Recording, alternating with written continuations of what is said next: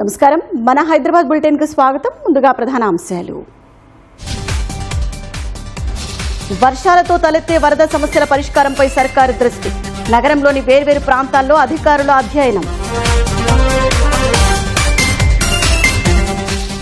Hyderabad Osmania dental కాలేజీలో ragging కలకలం. 12 మంది విద్యార్థులపై సస్పెన్షన్ వేటు, కేసులు నమోదు. హైదరాబాద్ లో ఎస్ఐఆర్ నిర్వహణకు జీహెచ్ఎంసీ చర్యలు. విధులకు ఆటంకం కలిగించొద్దని ప్రజలకు కమిషనర్ విజ్ఞప్తి. మున్నూరు కాపు భవనానికి 5 కోట్లు మంజూరు చేస్తామన్న పొన్నం. త్వరలో నిర్మాణ పనులు ప్రారంభించనున్నట్లు వెల్లడి. హైదరాబాద్ లో టెస్లా షోరూం ప్రారంభం. 2 మోడళ్ల కార్లను అందుబాటులో ఉంచిన సంస్థ.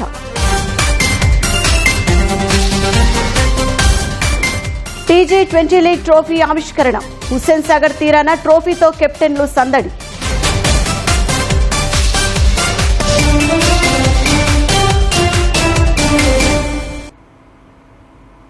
హైదరాబాద్ లో చినుకు పడితే రోడ్లపై నిలిచే నీరు, ట్రాఫిక్ జామ్లతో ప్రజలు ఇబ్బంది అంతా ఇంతా కాదు.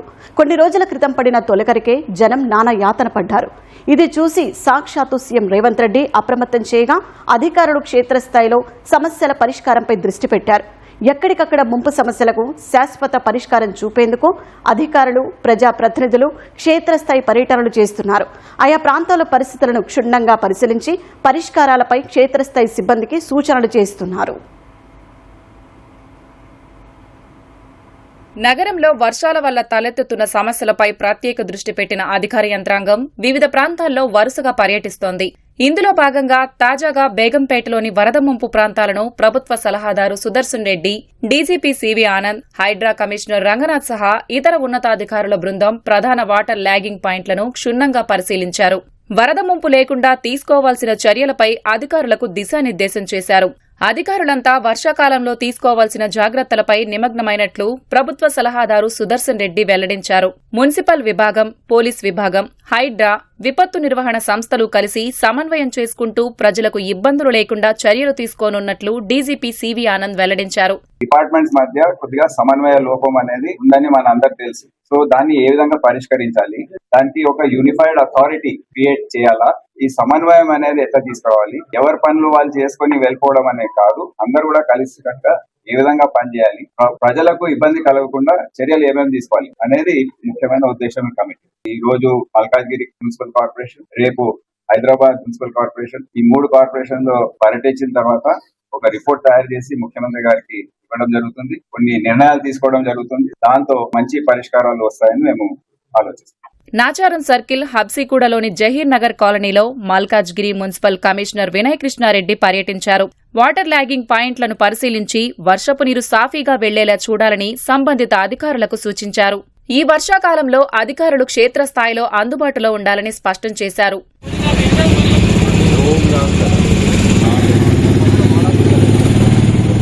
కార్వాన్ నియోజకవర్గంలోని పలు ప్రాంతాలను ఎమ్మెల్యే కౌసర్ మొహియుద్దీన్ పరిశీలించారు. నాళాల పూడికతీత పనులను పరిశీలించిన ఎమ్మెల్యే పూడిక, చెత్తను పూర్తిగా తొలగించి వర్షపు నీరు సాఫీగా వెళ్లేలా చర్యలు చేపట్టాలని అధికారులకు ఆదేశాలు జారీ చేశారు. వర్షాకాలంలో నీటి మునిగే సమస్యలు తలెత్తకుండా ముందస్తు చర్యలు తీసుకోవాలని సూచించారు. అలాగే పెండింగ్ రోడ్డు పనులను వేగవంతం చేయాలని, వీధి దీపాలు సక్రమంగా పనిచేసేలా చూడాలని ఆదేశించారు. అది హైదరాబాద్ వాసులందరికీ కలల ప్రాంతం. అక్కడి సౌకర్యాలను చూసి ముచ్చట పడనివారు ఉండరు. కానీ ఆ కలల సౌధాలకు పక్కనే ఉన్న కొన్ని ప్రాంతాలను మాత్రం సమస్యలు వెక్కిరిస్తున్నాయి. ఓవైపు వెలుగు జిలుగులతో అలరారుతుంటే తమ బతుకు మాత్రం డ్రైనేజీ నీళ్ల మధ్య కునారిల్లుతోందని వాపోతున్నారు ఇందిరానగర్ కాలనీవాసులు. గచ్చిబౌలికి కూతవేటు దూరంలో ఉన్న ఇందిరానగర్ ఏళ్ల తరబడి డ్రైనేజీ సమస్యతో అల్లాడుతోంది. ఈ నెల 9న కురిసిన వర్షానికి పొంగిన నాలాలు ఇప్పటికీ ఎగజిమ్ముతూనే ఉన్నాయి. అందరి ఇళ్ల ముందు డ్రైనేజీ, వర్షపు నీరు కలిసి పారుతుంటే చిన్నారులు, వృద్ధులు ఈ నీటిలోనే రాకపోకలు సాగిస్తున్నారు. ఇది ఇలాగే కొనసాగితే తాము రోగాల బారిన పడక తప్పదని స్థానికులు వాపోయారు. డ్రైనేజీ సమస్యను పరిష్కరించి తమకు ఆరోగ్యాన్ని ప్రసాదించాలని వేడుకుంటున్నారు. ఇక్కడ హాస్టల్ ఉన్నాయి, హైయెస్ట్ ట్యాక్సెస్ వసూలు చేస్తారు. ఇక్కడ ప్రతి బిల్డింగ్ అది మినిమం 3 లక్షల ట్యాక్సులు వసూలు చేస్తారు. అయినా కానీ ఇక్కడ రోడ్డు మీద నడిచే పరిస్థితి లేకుండా చేశారు. హెచ్ఎండబ్ల్యూఎస్ వాళ్ళకి అడిగితే జిహెచ్ఎంసీ అంటారు, జిహెచ్ఎంసీకి అడిగితే హెచ్ఎండబ్ల్యూఎస్ అంటారు.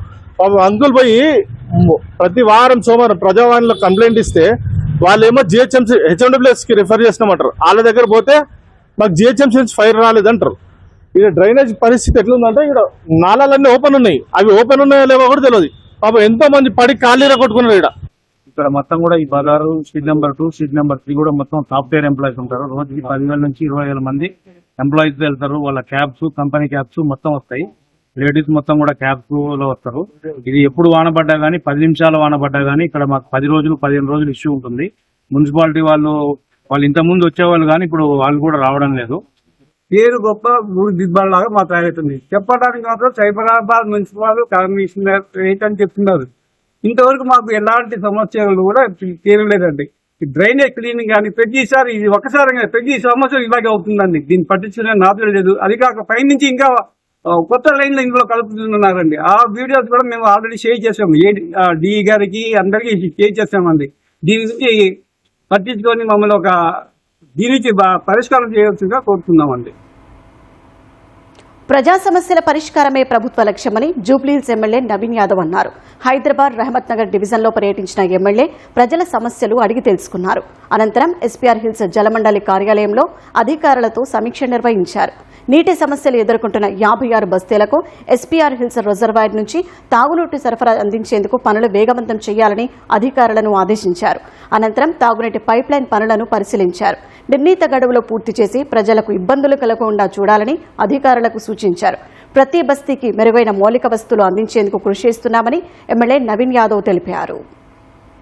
గత ప్రభుత్వాలు చేయలేనటువంటి కార్యక్రమాలు ప్రజాపాలనలో రేవంత్ అన్న ఆశీస్సులతో అనేక కోట్లాది రూపాయల నిధులతో అభివృద్ధి కార్యక్రమాలు జరుగుతూ ఉన్నాయి. బస్తీలలో సివరేజ్ లైన్స్ కానీ, సీసీ రోడ్లు కానివ్వండి, కమ్యూనిటీ హాల్స్ కూడా చాలా వరకు స్టార్ట్ అయినాయి. చాలా ఇంకా అండర్ ప్రాసెస్ లో ఉన్నాయి. ఈ రోజు వాటర్ రిజర్వాయర్ ఇది ఒక్కటే జరిగింది. రేపు భవిష్యత్తులో ఇంకా ఉన్నటువంటి మిగతా రిజర్వాయర్స్ కూడా అవన్నీ కూడా వాటర్ కెపాసిటీ పెంచుకుంటే ఈ ప్రాంతంలో ఉన్నటువంటి ప్రజలకి నీటి ప్రాబ్లం లేకుండా ఉంటుందని చెప్పి అది కూడా మేము వర్కౌట్ చేస్తా ఉన్నాం. భవిష్యత్తును తీర్చిదిద్దాల్సిన కళాశాలలో ర్యాగింగ్ భూతం మళ్లీ కోరలు చాచింది. నగరంలోని ప్రతిష్టాత్మక ఉస్మానియా డెంటల్ కాలేజీలో సీనియర్లు పైశాచికత్వం కలకలం రేపింది. గత 6 నెలలుగా జూనియర్లను వేధిస్తూ ప్రశ్నిస్తే దాడులకు తెగబడుతున్న 12 మంది ఫైనల్ ఇయర్ విద్యార్థులపై కాలేజీ యాజమాన్యం చర్యలకు ఉపక్రమించింది. అందరినీ 6 నెలలు సస్పెండ్ చేసింది. కోటిలోని ఉస్మానియా మెడికల్ కాలేజీలో ర్యాగింగ్ కలకలం నేపథ్యంలో పలువురు విద్యార్థులపై వేటు పడింది. Bachelor of dental surgery BDS మొదటి సంవత్సరం విద్యార్థులను ర్యాగింగ్ చేశారని ఫైనల్ ఇయర్ స్టూడెంట్స్ పై కేసు నమోదైంది. Dental college principal Sarjeev Singh Yadav ఫిర్యాదుతో 12 మంది ఫైనల్ ఇయర్ స్టూడెంట్స్ పై సుల్తాన్ బజార్ పోలీసులు కేసు నమోదు చేశారు. ర్యాగింగ్ కు పాల్పడిన విద్యార్థులను 6 నెలల పాటు సస్పెండ్ చేసినట్లు ప్రిన్సిపల్ సంజీవ్ సింగ్ యాదవ్ చెప్పారు. గత 6 నెలలుగా జూనియర్స్ ని సీనియర్లు ర్యాగింగ్ చేస్తున్నట్లు తమకు ఫిర్యాదులు వచ్చినట్లు వెల్లడించారు. వద్దని వారిస్తే దాడులకు తెగబడినట్లు పేర్కొన్నారు. అందుకే పోలీసులకు ఫిర్యాదు చేసినట్లు వివరణ ఇచ్చారు. భవిష్యత్తులో ఇలాంటి ఘటనలు పునరావృతం కాకుండా కఠిన చర్యలు తీసుకుంటామని ప్రిన్సిపల్ స్పష్టం చేశారు. స్టూడెంట్స్ 12 మంది ర్యాగింగ్ చేస్తున్నారని మాకు రిపోర్ట్స్ వచ్చినాయి, రిటర్న్ కంప్లైంట్స్ వచ్చినాయి ఫస్ట్ ఇయర్ నుంచి. దాంతోపాటు ఇంటర్న్స్ ఎవరైతే ఆపటానికి పోయారు అంటే ఫైనల్ ఇయర్కి ఉన్న సీనియర్స్ వాళ్ళు ఆపటానికి పోతే చేయకంటారు అని చెప్తే వాళ్ళు వినక వాళ్ళతో గొడవ పెట్టుకున్నారు. ఎవరు ఫైనల్ ఇయర్స్ వాళ్ళు ఇంటర్న్స్ తో గొడవ పెట్టుకున్నారు. అది గొడవ అయిన తర్వాత మాకు తెలిసింది వాళ్ళు రిటర్న్ కంప్లైంట్ ఒక ఇంటర్న్ అయితే లెఫ్ట్ ఐ మీద కొట్టారు. ఒక చిన్న పిల్లలు వచ్చి చదవటానికి వస్తే వాళ్ళందరికీ ఇట్లాంటి చేయటం చాలా తప్పు. Ragging is unlawful. ర్యాగింగ్ చట్టరీత్యా నేరమని 6 నెలల జైలు శిక్ష పడే అవకాశముందని ఖైరతాబాద్ జోన్ డీసీపీ శిల్పవల్లి వెల్లడించారు. ఉస్మానియా డెంటల్ కాలేజీలో ర్యాగింగ్ పై అందిన ఫిర్యాదు ఆధారంగా దర్యాప్తు చేస్తున్నట్టు డీసీపీ తెలిపారు. బాధ్యులపై కఠిన చర్యలు తీసుకుంటామన్నారు. కళాశాలల్లో ర్యాగింగ్ ఘటనలు చోటు చేసుకుంటే కాలేజీ యాజమాన్యానికి లేదా పోలీసులకు సమాచారం ఇవ్వాలని డీసీపీ కోరారు.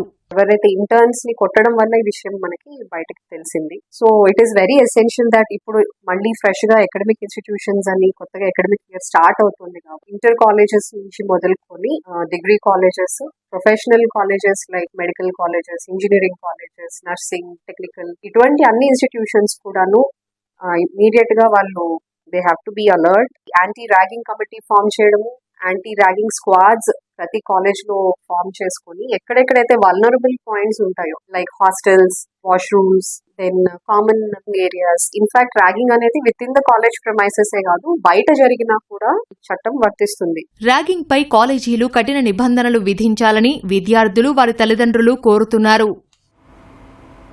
హైదరాబాద్ మహానగరంలో ఓటరు జాబితా సమగ్ర సవరణ ఎస్ఐఆర్ నిర్వహణకు అన్ని చర్యలు చేపడుతున్నట్లు జీహెచ్ఎంసీ కమిషనర్ కర్ణన్ చెప్పారు. రివిజన్ ప్రక్రియలో పోలింగ్ బూత్ లెవెల్ ఆఫీసర్లకు పూర్తి సహకారం అందించాలని, వారి విధులకు ఎలాంటి ఆటంకం కలిగించకుండా చూడాలని రాజకీయ పార్టీల ప్రతినిధులకు కర్ణన్ విజ్ఞప్తి చేశారు. ఈ మేరకు ఓటరు జాబితా ప్రత్యేక సమగ్ర సవరణ ప్రక్రియపై జీహెచ్ఎంసీ ప్రధాన కార్యాలయంలో అన్ని పార్టీల ప్రతినిధులతో కర్ణన్ సమీక్షా సమావేశం నిర్వహించారు. ఎస్ఐఆర్ అమలు, షెడ్యూల్, క్షేత్రస్థాయి చర్యలపై పార్టీల నేతలతో కమిషనర్ చర్చించారు. ఎస్ఐఆర్పై రాజకీయ పార్టీలకు వివరాలు అందజేసిన అధికారులు ఓటరు నమోదు, మార్పులు, తొలగింపులు, అభ్యంతరాల స్వీకరణ ప్రక్రియపై అవగాహన కల్పించారు. రాజకీయ పార్టీల సూచనలు, అభిప్రాయాలను స్వీకరించారు. ఎస్ఐఆర్ ప్రక్రియలో ఎన్యూమరేషన్ ఫామ్లను సమర్పించని ఓటర్ల పేర్లు డ్రాఫ్ట్ ఓటర్ల జాబితాలో చేర్చే అవకాశం లేదని కమిషనర్ వివరించారు. మల్కాజ్గిరి డీసీపీ కార్యాలయంలో నూతనంగా ఏర్పాటు చేసిన మల్కాజ్గిరి సిపి కార్యాలయాన్ని ప్రభుత్వ సలహాదారు సుదర్శన్ రెడ్డి ప్రారంభించారు. ఈ కార్యక్రమానికి డీజీపీ సివి ఆనంద్, హైడ్రా కమిషనర్ రంగనాథ్ హాజరయ్యారు. శాంతి భద్రతల పర్యవేక్షణ దృష్ట్యా ప్రజలకు మరింత చేరువ కావాలనే లక్ష్యంతో ఈ కార్యాలయాన్ని ప్రారంభించినట్లు డీజీపీ ఆనంద్ వెల్లడించారు. ఈ ఆఫీసులో వారంలో 2 రోజులు సిపి సుమతి ప్రజలకు అందుబాటులో ఉండనున్నట్లు తెలిపారు. నగరంలో శాంతి భద్రతలకు విఘాతం కలగకుండా పటిష్ట చర్యలు తీసుకుంటామని ప్రభుత్వ సలహాదారు సుదర్శన్ రెడ్డి చెప్పారు. హైదరాబాద్ కోకాపేటలో 300 కాపు భవనం నిర్మాణానికి త్వరలోనే 5 కోట్ల రూపాయలు మంజూరు చేయనున్నట్లు బీసీ సంక్షేమ శాఖ మంత్రి పొన్నం ప్రభాకర్ తెలిపారు. ఈ నెలలోనే లోన్ ప్రొసీడింగ్స్ ఇచ్చి పనులు ప్రారంభించనున్నట్లు చెప్పారు. తెలంగాణ మున్నూరు క్యాంపు సంఘం రవీంద్ర భారతులు నిర్వహించిన 300 కాపు ముద్దు బిడ్డలకు సన్మాన కార్యక్రమంలో ప్రభుత్వ సలహాదారు విహెచ్తో కలిసి మంత్రి పాల్గొన్నారు.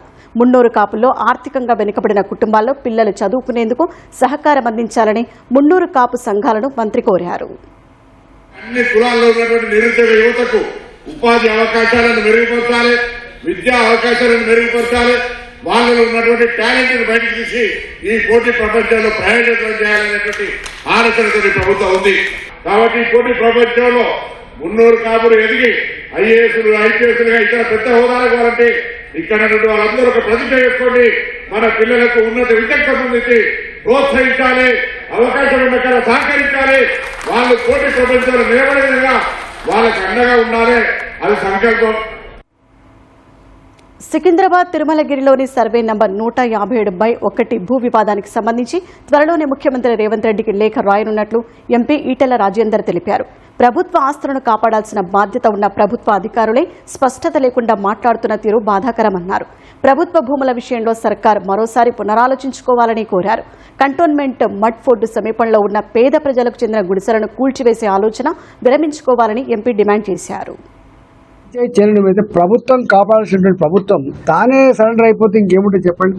ఇవాళ ఒక ఎంఆర్ఓ వచ్చేది గవర్నమెంట్ ల్యాండ్ అంటాడు, ఒక ఎంఆర్ఓ వచ్చేమో ఇది ప్రైవేట్ ల్యాండ్ అంటాడు. అంటే ఎంత బాధ అనిపిస్తుంటే ఇవాళ పేదవాళ్ళకు ఎవడో అక్కడిక్కడ కొంత బ్రోకర్గిరి చేసిన వాళ్ళను దృష్టిలో పెట్టుకొని, లేకపోతే కిరాయికి ఇచ్చిన వాళ్ళని దృష్టిలో పెట్టుకొని, చాలా పెద్దవాళ్ళు చెప్పి దృష్టిలో పెట్టుకొని పేదవాళ్ళందరూ కూడా కూల్ చేసిండ్రు. అది ఇప్పటిదాకా కూడా కాలే. నేను చెప్పిన ఇంత పరిశీలి చేసేటువంటి అది లేకపోతే నువ్వు ఏం పని చేస్తున్నట్టు.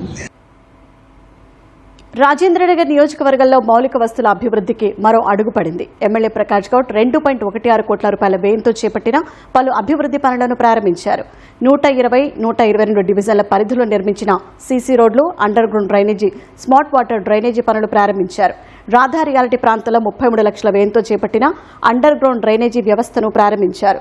మౌలిక వస్తువుల అభివృద్ధికి ప్రాధాన్యత ఇస్తున్నామని, ప్రజలకు మెరుగైన రహదారులు, పారిశుద్ధ్య సౌకర్యాలు కల్పించడమే లక్ష్యమని ఎమ్మెల్యే తెలిపారు. హైదరాబాద్లోని ఓ రోడ్డుకు అమెరికా అధ్యక్షుడు డొనాల్డ్ ట్రంప్ పేరు పెట్టాలన్న ప్రభుత్వ ఆలోచనపై టీఆర్ఎస్ అధ్యక్షులు కవిత మండిపడ్డారు.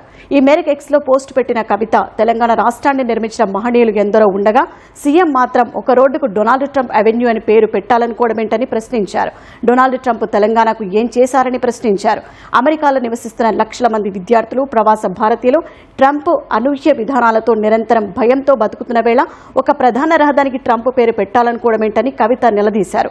అదే జరిగితే సొంత ప్రజలను చెంపదెబ్బ కొట్టడమేనని వ్యాఖ్యానించారు.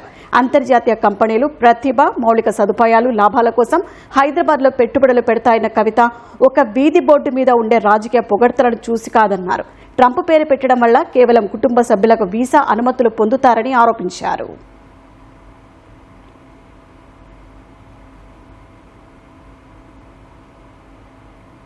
ఉరుకులు పరుగుల నగర జీవితంలో ఎన్నో ఒత్తిళ్లు, ఉద్యోగం, వ్యాపారం ఇలా అన్నింటిలో అనేక రకాల ఒత్తిళ్లతో ప్రతిరోజు సతమతమవుతున్నారు.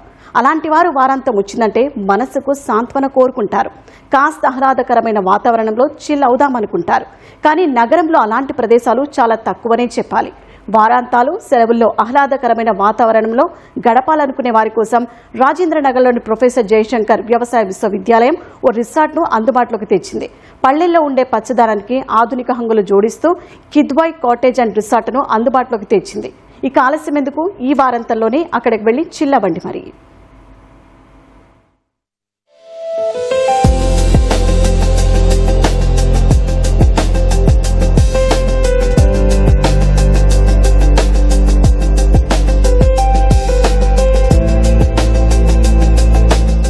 హైదరాబాద్ శివారు ప్రాంతాల్లో రిసార్ట్ సంస్కృతి పెరిగిపోతోంది. ఉరుకులు పరుగుల జీవితాలతో సతమతమవుతున్న నగర జీవి ఒత్తిడి తగ్గించుకోవడం, ప్రకృతి ఒడిలో సేద తీరడం కోసం రిసార్ట్స్ ను ఆశ్రయిస్తున్నారు. అలాంటి వారి కోసమే ప్రొఫెసర్ జయశంకర్ వ్యవసాయ విశ్వవిద్యాలయం రాజేంద్రనగర్లోని పరిశోధనా ప్రాంగణంలో ఒక కొత్త రిసార్ట్ ను అందుబాటులోకి తెచ్చింది. అదే కిద్వాయ్ కాటేజ్ అండ్ రిసార్ట్. దేశ మొట్టమొదటి వ్యవసాయ మంత్రి రఫీ అహ్మద్ కిద్వాయ్ కొలువైన విడిది కేంద్రాన్ని రిసార్ట్ గా అభివృద్ధి చేశారు. హెచ్ఎండిఏ అభివృద్ధి చేసిన ఈ రిసార్ట్ ను వ్యవసాయ మంత్రి తుమ్మల నాగేశ్వరరావు ప్రారంభించారు. కుటుంబ సభ్యులు లేదా స్నేహితులతో కలిసి వచ్చి సేద తీరడం, చక్కటి ఆహ్లాదకరమైన వాతావరణం ఆస్వాదించవచ్చని మంత్రి వెల్లడించారు. చాలా సంవత్సరాలుగా ఉపయోగంలో లేకుండా ఉంది. దీని మీద ఆదాయం వచ్చేదానికి కూడా ఏదైనా అవకాశాలు ఉంటే చూడమని చెప్పాము. అంటే మెయింటెనెన్స్ బాగుంది, ప్రశాంతంగా ఉంది. ఎక్కడి నుంచి కుటుంబాలు వచ్చినా కూడా ఏదైనా ఫంక్షన్ చేసుకోవటానికి కూడా అన్ని సౌకర్యాలు ఉన్నాయి. కాబట్టి ఇది చారిత్రాత్మకమైనటువంటి గెస్ట్ హౌస్. చాలామంది ప్రధానమంత్రులు, ముఖ్యమంత్రులు, ప్రెసిడెంట్ ఆఫ్ ఇండియా సందర్శించినటువంటి ఎవ్రీబడి ఆయన వేసినటువంటి వృక్షం. ఇటువంటి స్థలాన్ని ప్రొటెక్ట్ చేయడంతో పాటు ఉపయోగంలోకి తీసుకొచ్చి ఎవర్ గ్రీన్ ఎప్పుడు కూడా ప్రజలకు అందుబాటులో ఉంచాలని. ప్రస్తుతం సందర్శకుల సౌకర్యార్థం కిద్వాయ్ రిసార్ట్లో భోజన సదుపాయం కూడా అందుబాటులో తెచ్చారు. ఈ రిసార్ట్లో ప్రవేశం కోసం కేవలం 10 రూపాయలు చెల్లించాల్సి ఉంటుందని వ్యవసాయ యూనివర్సిటీ తెలిపింది. గతంలో ఇక్కడ సినిమా షూటింగ్లు కూడా చేసేవారని వర్సిటీ ఉపకులపతి అల్దాస్ జానయ్య తెలిపారు. ప్రస్తుత ఆధునికీకరణతో ఈ రిసార్ట్ మరోసారి షూటింగ్ స్పాట్ గా మారుతుందని వీసీ ఆశాభావం వ్యక్తం చేశారు. ముఖ్యమంత్రి గారి యొక్క చొరవతో హెచ్ఎండిఏ ఈ కార్యక్రమాన్ని ఒప్పుకొని హెచ్ఎండిఏ సహకారంతో ఈ పచ్చదనాన్ని ఈ రిపేర్స్ చేసి మళ్ళీ పునర్వైభవంతో పాటు దీన్ని ఒక అగ్రి టూరిజం ప్రదేశంగా, అగ్రి టూరిజం స్పాట్గా దీన్ని తయారు చేశాం. దీని ద్వారా ఒక ఆదాయ మార్గం కూడా విశ్వవిద్యాలయానికి మేము క్రియేట్ చేస్తున్నాం. ఒక చిన్న ఫంక్షన్స్ చేసుకోవచ్చు, ఒక 1000 నుంచి 1500 మంది చేసుకోవచ్చు. అదేవిధంగా సినిమా రంగం ఎక్కడెక్కడికో వెళ్తారు, ఊటీకి, మైసూరుకు. అన్ని రకాల ఆహ్లాదకరమైన ప్రకృతి అందాలు ఇక్కడ ఉన్నాయి. ఇప్పుడు హైదరాబాద్ లో అగ్రి టూరిజం అభివృద్ధి చేయాలనే లక్ష్యంతో రాష్ట్ర ప్రభుత్వం ఈ కాటేజీని అభివృద్ధి చేసింది. ఇక నుంచి కిద్వాయ్ కాటేజ్ అండ్ రిసార్ట్ నగర ప్రజలకు కొత్త హాలిడే స్పాట్ గా మారుతుందనడంలో అతిశయోక్తి లేదు.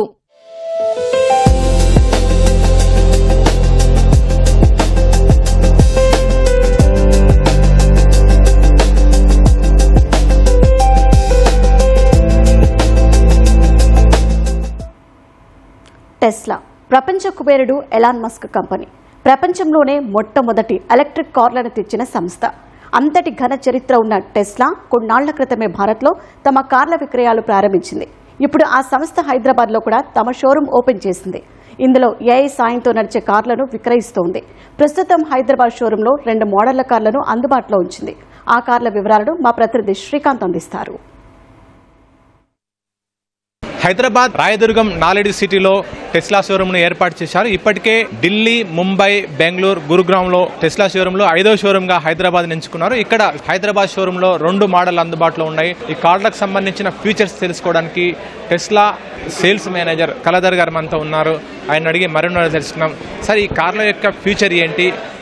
ప్రస్తుతం మనం మోడల్ వై చూస్తున్నాం కదా, దీనికి సంబంధించిన ఫ్యూచర్స్ ఏంటి?